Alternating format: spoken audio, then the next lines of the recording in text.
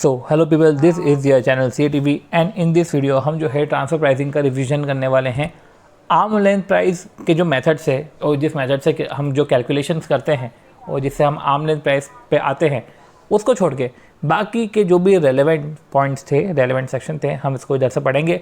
आपके पास बुक है, आप पढ़ते जाइए एंड उस पर फिर टिक मार्क करते जाइए, ठीक है। तो ये वीडियो आपको इस तरीके से हेल्प करेगा, ठीक है। तो मैं अपने नोट से आपको बता रहा हूँ और यही है कि एक व्हाट्सएप ग्रुप भी है सेल्फ प्रिपरेशन का। अगर आपको लग रहा है कि ये रेलेवेंट है, वीडियो रेलेवेंट लग रहा है, अगर आप इस चैनल के कंटेंट रेलेवेंट लग रहे हैं और अगर आपको लग रहा है कि ग्रुप में आ जाना चाहिए, तो बिल्कुल मैं आपको लिंक प्रोवाइड कर दूंगा, आप ग्रुप में ऐड हो जाइए, राइट। तो ये नया ग्रुप है, तो धीरे धीरे ही बढ़ेगी, ठीक है। धीरे धीरे ही जो इसमें मेंबर बनेंगे, इस तरीके से एक अच्छा कन्वर्सेशन होगा, राइट। तो बिना किसी देर के स्टार्ट करते हैं। देखो, बोला ही गया है सेक्शन 92 में कि जो भी इंटरनेशनल ट्रांजैक्शन या specified domestic transaction, international transaction तो बोला, डोमेस्टिक ट्रांजैक्शन भी बोला, तो भैया डोमेस्टिक ट्रांजैक्शन सारे नहीं तो फिर तो मतलब ही नहीं निकलेगा। डोमेस्टिक ट्रांजैक्शन में स्पेसिफाइड तो income, expenditure, interest, allocation of cost, वो सब चीज़ें आर्म लेंथ प्राइस पे होना चाहिए। और आर्म लेंथ प्राइस पे होना चाहिए, उसका मकसद इसलिए है कि हमको रिवेन्यू बढ़ाने का है। लोग रिवेन्यू कम करने के लिए खर्चा ज़्यादा दिखा देते हैं, तो वो बोल रहे हैं कि भैया तुम आर्म लेंथ प्राइस पे दिखाओ और रिवेन्यू तुम्हारा बढ़ना चाहिए, मतलब रिवेन्यू बढ़ना चाहिए, ठीक है। अगर आर्म लेंथ प्राइस के एडजस्टमेंट से रिवेन्यू बढ़ रहा है तो फिर एडजस्टमेंट करेंगे, अदरवाइज एडजस्टमेंट नहीं करेंगे। तो ये दोनों कंडीशन पूरी होनी चाहिए। ये रेड में इसलिए लिखा है क्योंकि इसका ध्यान देना जरूरी है। रिवेन्यू पर्पस होना चाहिए, रिवेन्यू पर्पस फुलफिल होना चाहिए। आर्म लेंथ प्राइस के एडजस्टमेंट से रिवेन्यू बढ़ना चाहिए, ठीक है।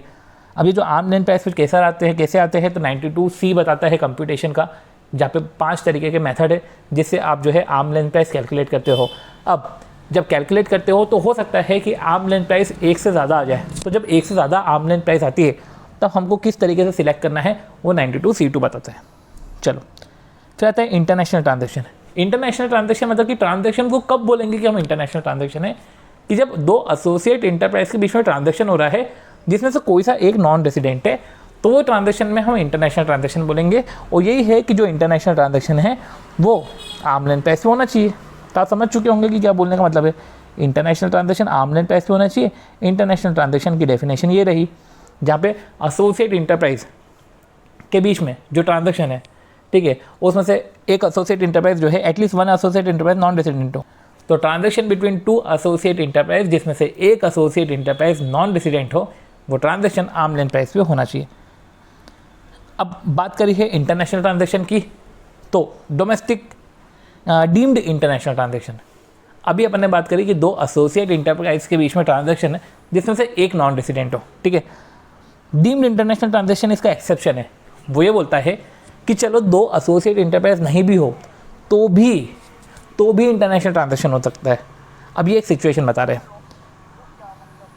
समझो कि 2 एसोसिएट इंटरप्राइज है, ठीक है।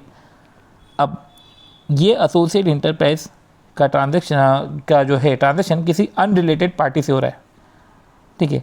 तो ये जो है ट्रांजैक्शन, ये इंटरनेशनल ट्रांजैक्शन तब हो जाएगा कि एक एसोसिएट है और एक अनरिलेटेड पार्टी है। अब अनरिलेटेड पार्टी बोला है तो मे बी रेसिडेंट हो, नॉन रेसिडेंट हो, कोई भी हो। ये डीम्ड इंटरनेशनल ट्रांजैक्शन तब होगा जब इस ट्रांजैक्शन के रिस्पेक्ट में एग्रीमेंट इस एसोसिएट इंटरप्राइज से हो चुका हो, मतलब कि प्रायर एग्रीमेंट इस एसोसिएट इंटरप्राइज के साथ हो। मतलब कि ये एसोसिएट इंटरप्राइज है, इसका ट्रांजैक्शन इससे हो रहा है, तो ये डीम्ड इंटरनेशनल ट्रांजैक्शन तब होगा जब एक प्रायर एग्रीमेंट उस ट्रांजैक्शन के रिस्पेक्ट में इस एसोसिएट इंटरप्राइज के साथ हो, ठीक है। तब जाके ये डीम्ड इंटरनेशनल ट्रांजैक्शन होगा, ठीक है। तो ये सिचुएशन है, ये आपको ध्यान में रखना पड़ेगा, ऐसे केस आते हैं। फिर आती बात जो हमने बात करी थी कि इंटरनेशनल ट्रांजैक्शन एसोसिएट इंटरप्राइज के बीच में हो जिसमें एक नॉन रेसिडेंट हो, ठीक है, वो इंटरनेशनल ट्रांजैक्शन होते हैं एंड वो आर्म लेंथ प्राइस से होता है। एसोसिएट इंटरप्राइज की डेफिनेशन में 13 पॉइंट्स है, जिन 13 पॉइंट से आप पता कर सकते हो कि कोई सी 2 इंटरप्राइज एसोसिएट कब मानी जाती है, ठीक है। तो क्या है समझो। पहला है गारंटी। अगर एक इंटरप्राइज ने बोरोइंग करके रखी है, उस बोरोइंग के रिस्पेक्ट में एटलीस्ट 10% की गारंटी दे के रखी है, तो ये जो 2 इंटरप्राइज है ये एसोसिएट है। फिर एक enterprise 10% at least 10% of interest hold करता है किसी दूसरे इंटरप्राइज में, वो दूसरा इंटरप्राइज फर्म, AOP या BOI हो, ये 10% तक का इंटरेस्ट होल्ड करता है। मैं असेंडिंग ऑर्डर में आपको बता रहा हूँ, तो ऐसे केस में ये एसोसिएट इंटरप्राइज है।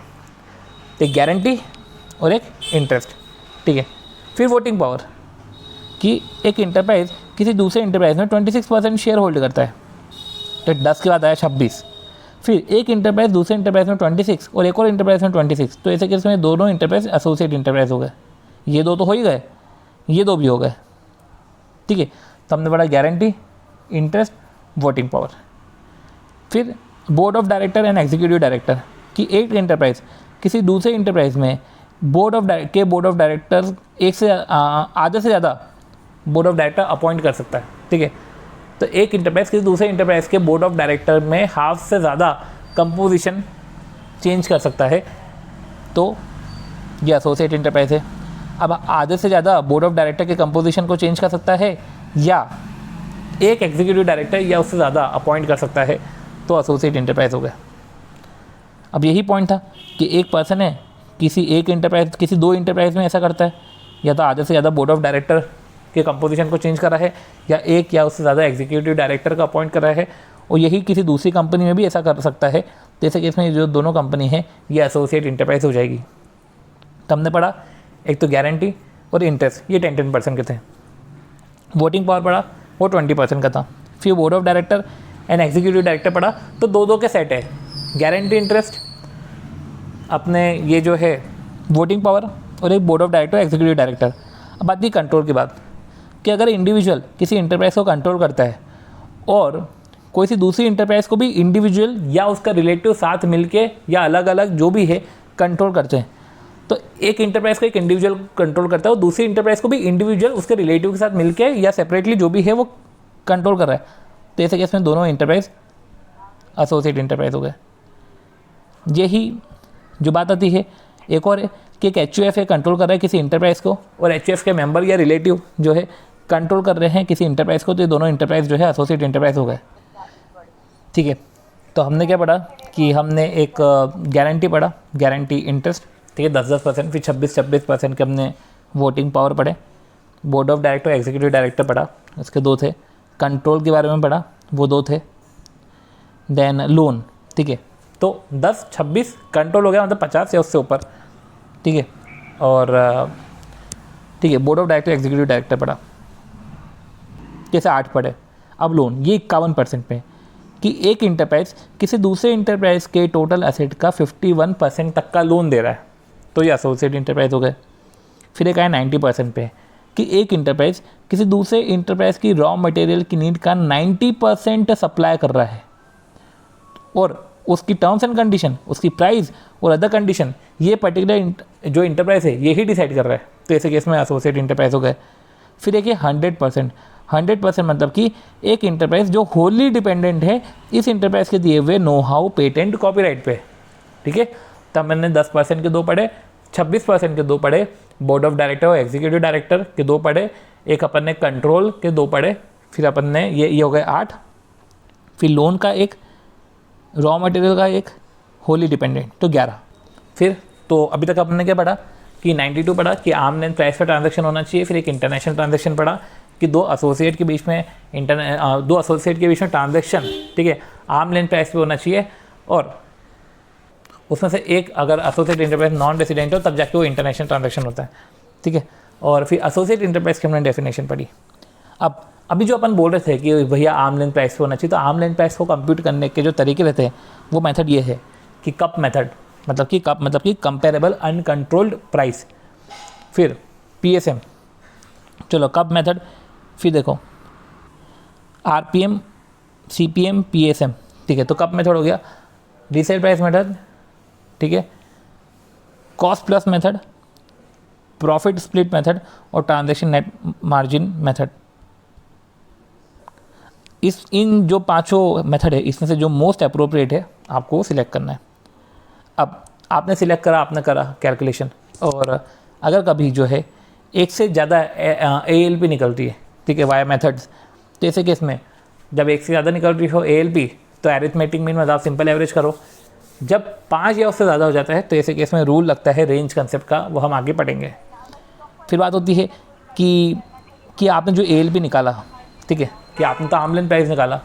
अब आर्म लेंथ प्राइस जो एक्चुअल ट्रांजैक्शन प्राइस थी, क्योंकि ट्रांजैक्शन तो हुआ होगा ना भाई, अपन ये बोलते हैं कि ट्रांजैक्शन को आर्म लेंथ प्राइस पे होना चाहिए, तो एक एक्चुअल ट्रांजेक्शन प्राइस होगी और एक आर्म लेंथ प्राइस जो हमने कैलकुलेट करी होगी।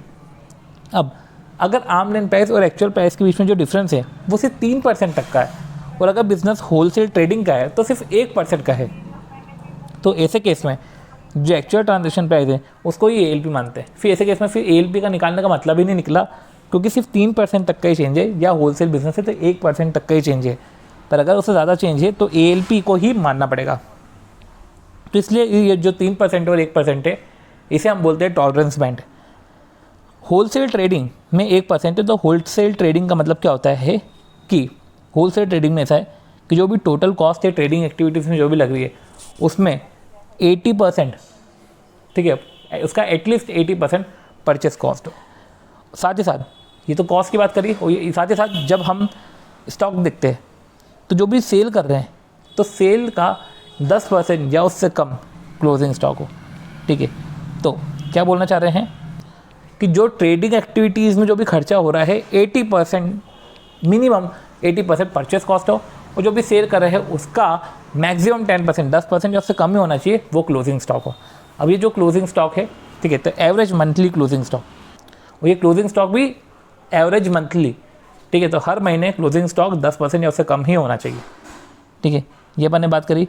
फिर डिटर्मिनेशन ऑफ ALP, अभी अपन ने जो ALP डिटरमाइन किया 5 तरीके से, और एक से ज़्यादा ALP भी आ सकते हैं। जो भी है ये जो ALP है ये आप असेसी खुद से भी कर सकता है या AO भी कर सकता है, पर AO कब करेगा, जब असेसी ने खुद से करा पर या तो असेसी खुद से नहीं कर पाया, फेल हो गया, तो AO करेगा, या असेसी ने करा पर उसका डेटा रिलायबल नहीं था, तो ऐसे केस में AO करेगा, या तो असेसी ने जो डॉक्यूमेंट है, जो डॉक्यूमेंट अंडर सेक्शन 92D हमको मेंटेन करने चाहिए, वो डॉक्यूमेंट इसने ना तो मेंटेन करे, ना तो इसने मेंटेन भी करे होंगे पर इसने फिर फर्निश नहीं करे, तो देखो या तो उसने करा ही नहीं कैलकुलेट तो AO करेगा, या करा पर डेटा रिलायबल नहीं है तो AO करेगा, या तो डॉक्यूमेंट मेंटेन नहीं करे, मेंटेन करे पर फर्निश नहीं करे तो फिर AO कैलकुलेट करेगा। और ऑब्वियस ही बात है कि AO कैलकुलेट करने से पहले अपॉर्चुनिटी ऑफ बीइंग हर्ट भी देगा।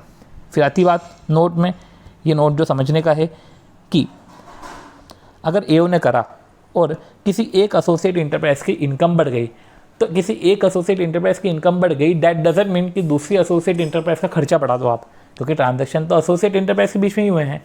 तो एक की इनकम बढ़ी है इसका मतलब दूसरे का खर्चा नहीं बढ़ा, इसका मतलब ये नहीं है कि दूसरे का खर्चा बढ़ा इसलिए हम दूसरे के खर्चे को नहीं बढ़ाएंगे, ठीक है।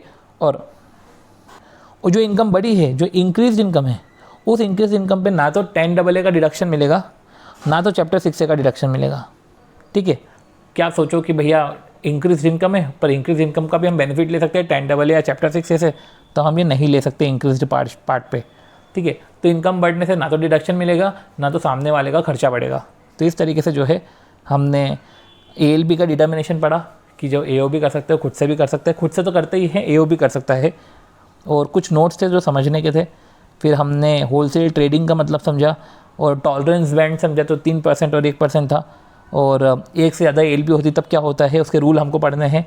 मेथड है, मेथड के बाद हमने जो है एसोसिएट इंटरप्राइज के वो जो पर्टिकुलर 11 क्लॉजेस हैं हमने वो देखे। साथ ही साथ डीम्ड इंटरनेशनल ट्रांजैक्शन देखा, जो एक्सेप्शन है जो समझना जरूरी है हमको। इंटरनेशनल ट्रांजैक्शन समझा कि इंटरनेशनल ट्रांजैक्शन जो ट्रांजैक्शन एसोसिएट इंटरप्राइज के बीच में हो, जिसमें से एक नॉन रेसिडेंट हो, तो ऐसे केस में वो इंटरनेशनल ट्रांजैक्शन होता है।